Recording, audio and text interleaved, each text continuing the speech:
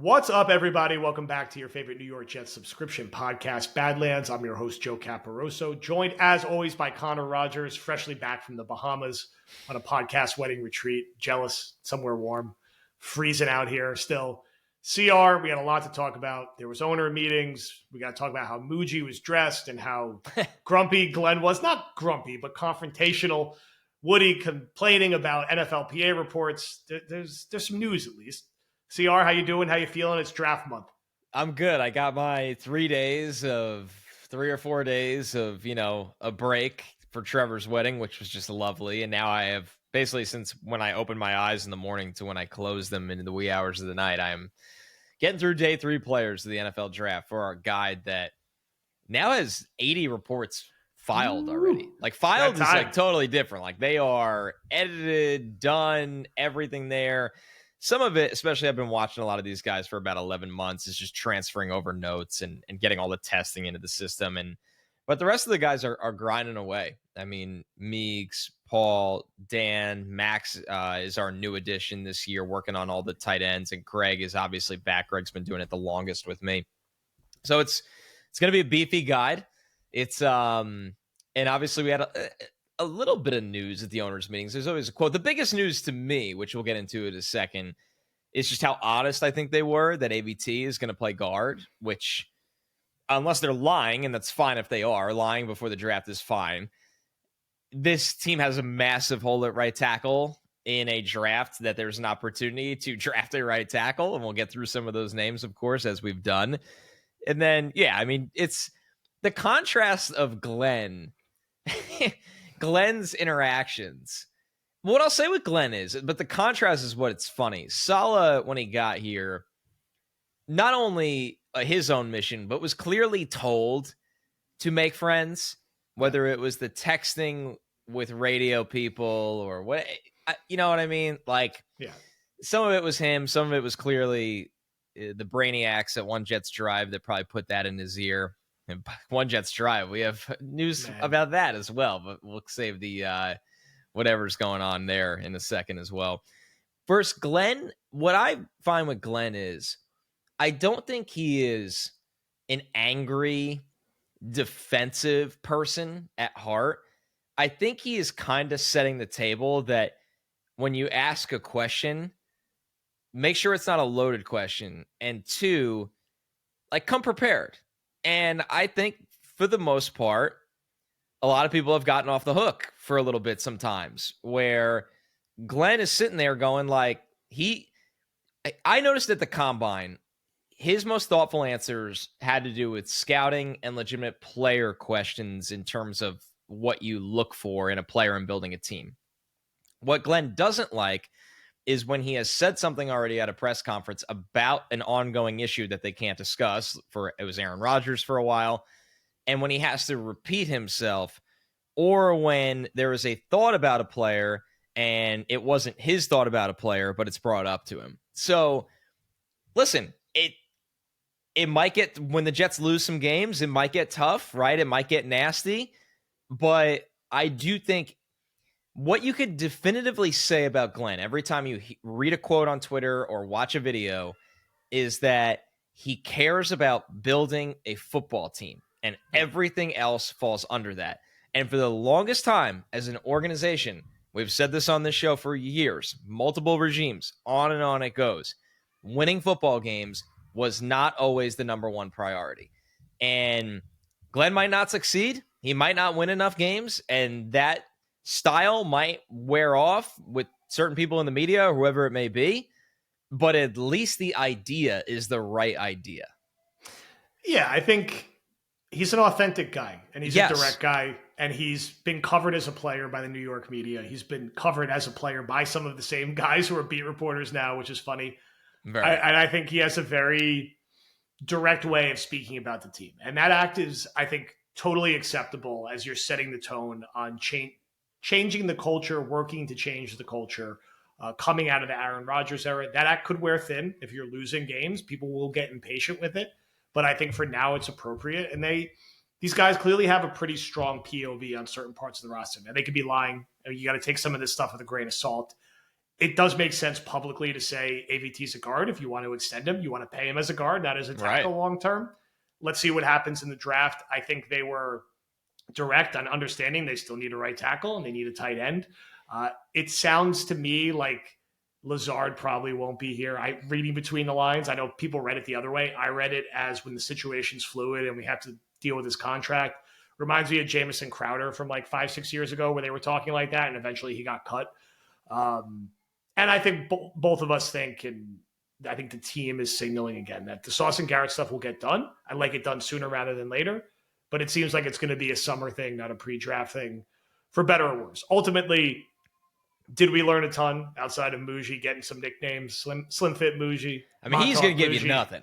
We're not going to get really anything from him, as expected. He's also like, I think he held up well considering his age and his first time doing this. Yeah. Glenn, in many ways, feels like a very seasoned veteran in a good way. So now it's like, it's on to like show us. Let's see what they're going to do in the draft. And as soon as that AVT quote came out, you had the Membo clips going the next day. And I was like, all right, here we go. Now we're zeroing into the right tackles. Although, and I was talking about this with Will before you hopped on, like, we really don't know what the hell these guys are going to do, right? Like, we're taking educated guesses. Like, first time new GM and head coach together for the Jets since 2015. Rick Spielman, Patton in the building. Like, Savage is demoted. They have clearly turned it over from top to bottom, which we'll talk about more towards the end of the pod. I feel like anything is on the board. We can take an educated guess, and I think everyone knows what our educated guesses are, but I think the range of outcomes here is probably a bit wider than most fans think it is. Like, is it really that shocking if they take Genty? Is it really that shocking if they take Dart?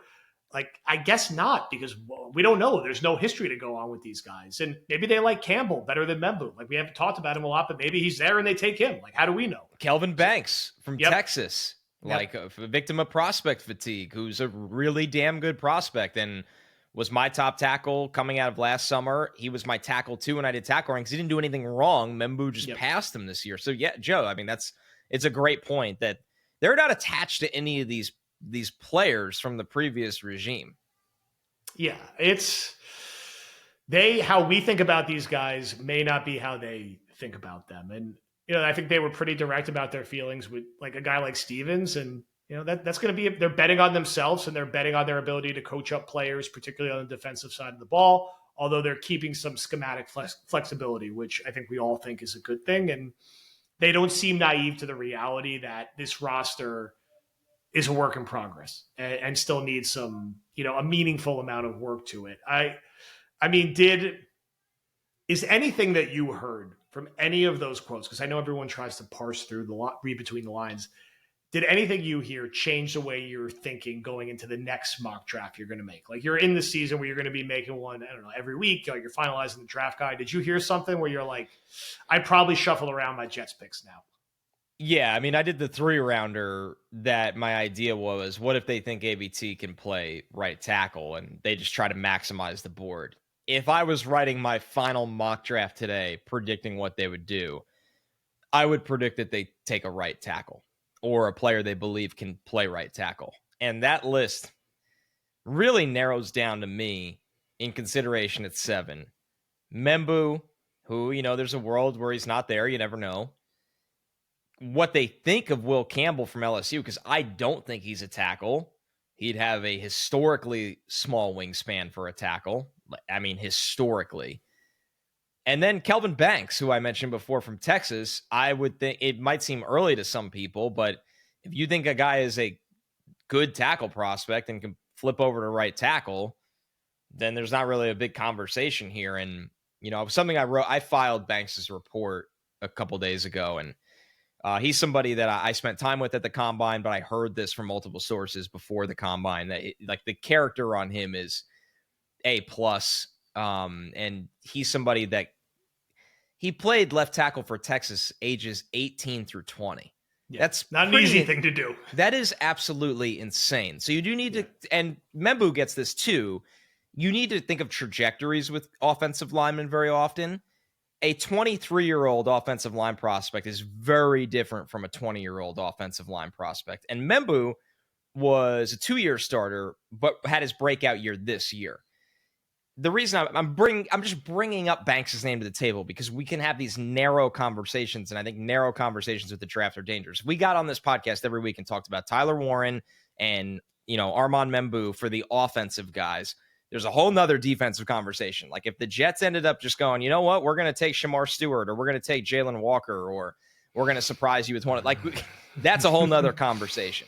But yeah, scary conversation. When you just go down the different regimes like different things. Banks is a 3-year starter, at left tackle for a team that transitioned to the SEC. Membu is a guy that was a 2-year starter, played right tackle. Some teams might like him more as a guard. Some teams might like Banks more as a guard. It's all going to be preference. And I brought up Campbell. If Campbell falls to 7, but you don't think he's a tackle, you don't take Campbell, even though he's the best offensive lineman in the draft. He's just, in my opinion, he's a guard. So these are long-range conversations. But if I was writing a mock draft today, if Membu was there, he would be the pick at 7. If he wasn't there, and I went by my belief that most teams won't see Campbell as a tackle, then I think I would default next to Banks or a trade out and still try to get Banks, right? I've looked at Banks at Dallas at 12 for a while, so I think you'd still have to stay in front of them. But and getting more picks would be incredible for this team, even if they slide down a couple spots. But it's nothing's certain with the draft, but I am really leaning into right tackle for this team based on not only what you hear, and that's part of it, but logic of building a team, how these guys want to build a team, and what is a really important spot for the Jets right now. So before we flip the page to the org, Membu, let's look at the last 4 or 5 years. Right. What level of prospect is he? Now, I know both of us liked Ekwonu a lot. He was our mock pick. We were surprised when they took Sauce. To date, that was the right decision. I think Icky's gotten better, but it's probably generally considered a disappointment to date, considering where he was drafted. Not a disaster, but a disappointment to date. We've said previously that Membu is not like an Olu level prospect. Doesn't mean he's not a good prospect, but Olu was just a better one. Like what level of prospect is he? Do you get any potential Ekwonu PTSD a little bit on a guy that feels like a little bit like a late riser that you're more excited about his traits kind of came up the board? Not like super late, but like you said, at the beginning of the season, probably wasn't on track to be drafted this high. Where does he kind of fit in that broader picture where if someone's like, yeah, I want a right tackle, but are we just taking the guy because he happens to be there and he's the next best option at right tackle? Is he really someone who should be the 18th pick in the draft who's going at 7 due to need? Like where does he fit prospect wise? What's a good comparison for him? Yeah, so I think he's first off a really good prospect. I want to be really clear on that. It's